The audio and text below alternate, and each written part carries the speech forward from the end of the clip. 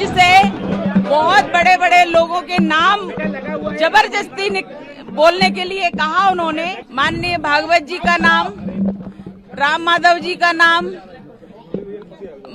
हमारे माननीय मोदी जी का नाम, योगी जी का नाम, पूरी एजेंसियों का, जो सरकारी एजेंसी है, सबका दुरुपयोग किया और उनको भ्रष्ट बनाया। ये पूरे यूपीए सरकार का काम था। देश के तो छोड़ो, भगवा को आतंकवाद कह दिया, हिंदुत्व को आतंकवाद कह दिया। ऐसी निकृष्टता, इतने निम्न स्तर की सोच कांग्रेस रखती है। 24 दिनों तक पुलिस कस्टडी में रही और प्रताड़नाएं झेलती रही एटीएस की। मुझसे बहुत बड़े बड़े लोगों के नाम जबरदस्ती बोलने के लिए कहा उन्होंने। मैंने वो नाम नहीं बोले, उनके अनुसार मैंने काम नहीं किया, इसलिए उन्होंने मुझे प्रताड़ित किया। और उन नामों में विशेष तौर पर माननीय भागवत जी का नाम, राम माधव जी का नाम, हमारे माननीय मोदी जी का नाम, योगी जी का नाम, माननीय इंद्रेश जी का नाम और तमाम वो नेता जो बड़े बड़े नेता हैं, उन लोगों के नाम लेने के लिए कहा कि उन्होंने कहा और हमने ऐसा किया, ये बोलो। मैंने उनकी बात को नहीं सुना और ना ही माना, इसलिए उन्होंने मुझे प्रताड़ित किया। परमवीर को लेके क्या कहेंगे? परमवीर ने आपको 20 से 25 दिन प्रताड़ित किया और वही नोटिस में एटीएस का चीफ था जो परेशान कर रहा था। मैंने बार बार ये कहा है, बहुत ही निकृष्ट, बहुत ही अधम व्यक्ति है परमवीर सिंह, क्योंकि उसने हर सीमा पार की है, हर कानून को तोड़ा है और कानून से बाहर जाकर के उसने मुझे प्रताड़नाएं दी हैं।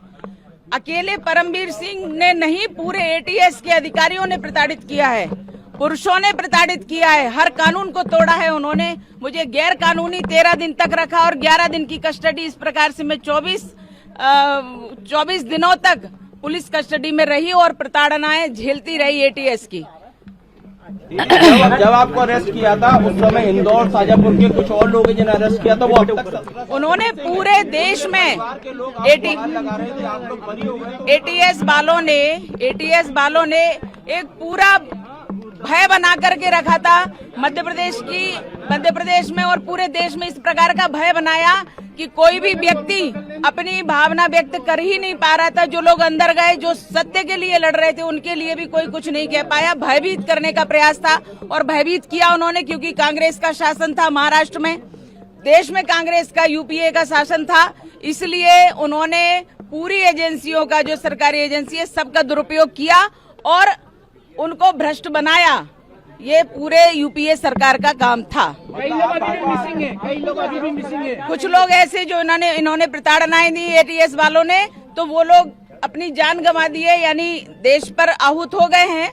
लेकिन उनकी पत्नी को आज पता नहीं है कि उनकी डेड बॉडी कहाँ है, वो कहाँ है। उनकी पत्नी कहती है, मैं सदवा हूँ या विधवा हूँ, मुझे कहिए जज साहब, बताइए मुझे।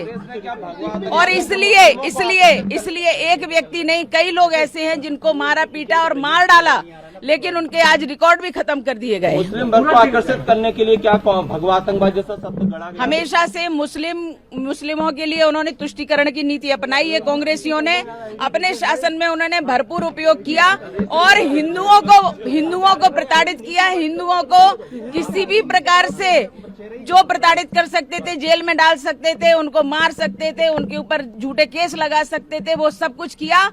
और देश के तो छोड़ो, भगवा को आतंकवाद कह दिया, हिंदुत्व को आतंकवाद कह दिया। ऐसी निकृष्टता, इतने निम्न स्तर की सोच कांग्रेस रखती है और कांग्रेस ने ये कुचक्र रचा और ये देशद्रोहिता में आता है। जिन्होंने भगवा को आतंकवाद कहा, आपको लेकर ऐसे सवाल उठा है, इतनी यातनाएं आपने झेली, ऐसे लोगों के लिए अब क्या सजा?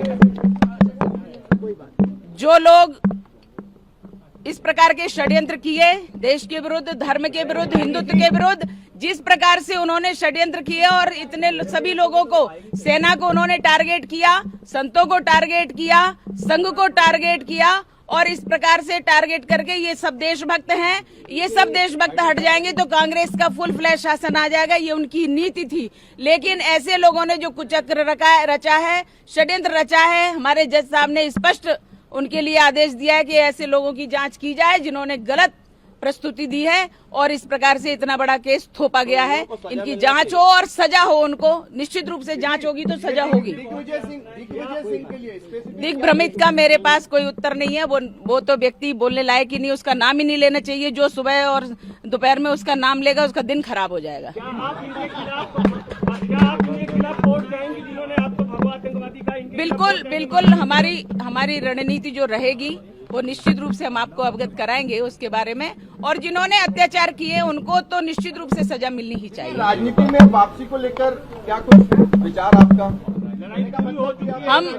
हम राष्ट्र नीति करते हैं।